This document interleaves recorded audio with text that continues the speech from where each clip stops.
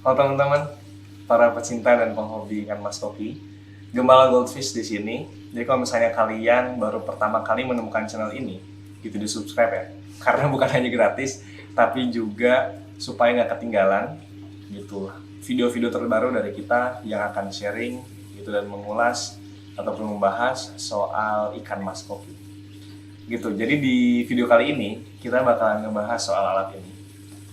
Gitu. Kerjanya seperti apa dan detailnya juga seperti apa akan kita bahas sekarang.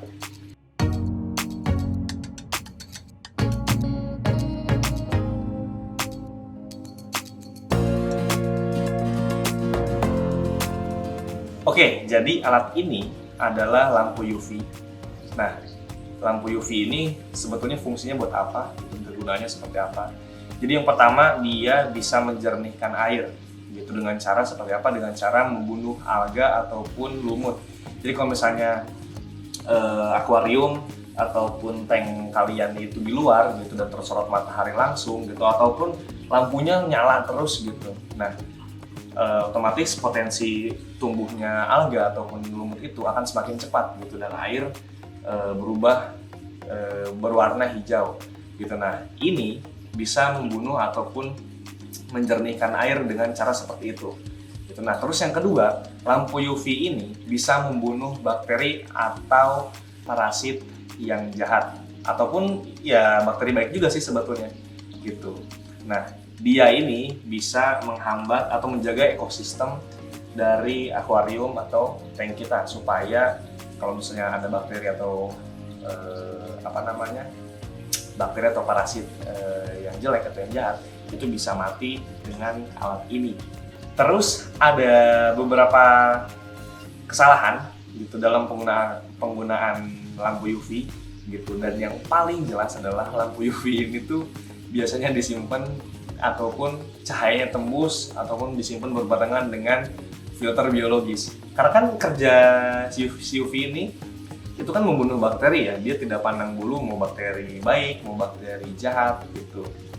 Bakteri ya termasuk juga bakteri bakteri pengurai gitu di filter biologis kita. Jadi bayangin aja kalau misalnya ini dipakein atau disimpan di filter biologis gitu. Akhirnya bakterinya mati terus gitu, malah bukan bergerombol gitu si bakteri pengurainya malah mati oleh si lampu UV. Jadi diusahakan pemasangannya ini jangan sampai tembus ataupun bocor ke filter biologis. Nah, terus si lampu UV ini tuh dipakai dalam seperti ataupun kondisinya seperti apa gitu. Nah, salah satunya adalah ketika kondisi air itu butek hijau gitu ya, terutama gitu karena alga ataupun lumut. Nah, bisa bening ataupun bisa diantisipasi oleh si lampu UV ini.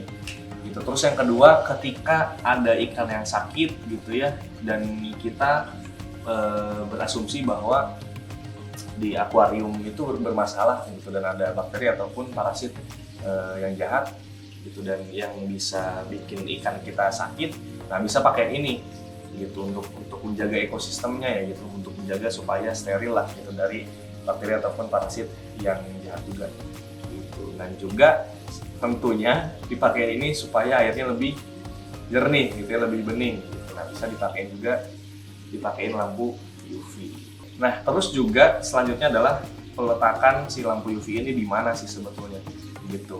Letaknya si lampu UV ini adalah di chamber paling terakhir gitu, yang bareng dengan keluarnya air gitu atau bertukarnya air gitu. Salah satunya kalau misalnya filter samping, model filter samping itu dipompa gitu ya, dipompa kalau misalnya si chambernya itu diangkat airnya menggunakan pompa. Nah, si lampu UV ini diletakkan di berbarengan dengan tempatnya si pompa.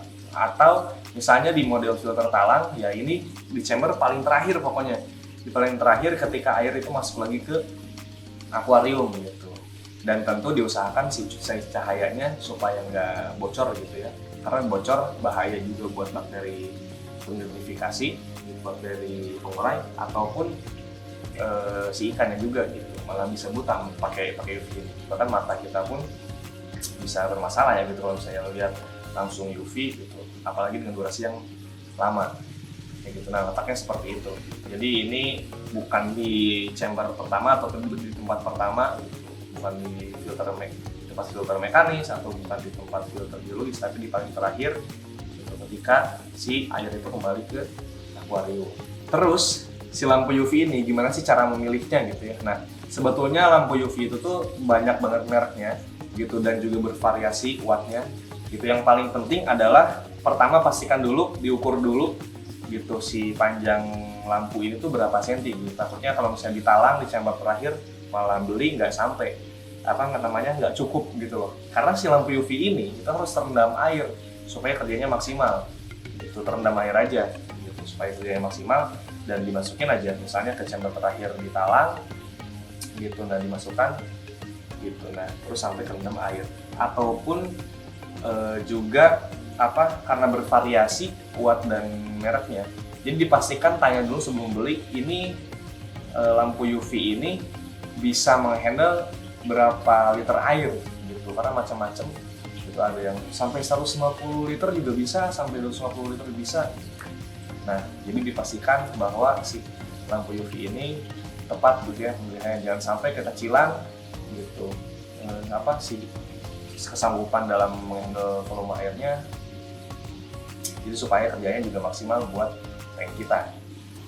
Oke, jadi sekian dulu gitu video kali ini, video pembahasan soal lampu UV. Kalau misalnya ada ada kritik ataupun saran, itu bisa tulis di kolom komentar gitu, dan bisa kita diskusi lebih lanjut lagi. Dan sampai jumpa di video selanjutnya. Salam buncit.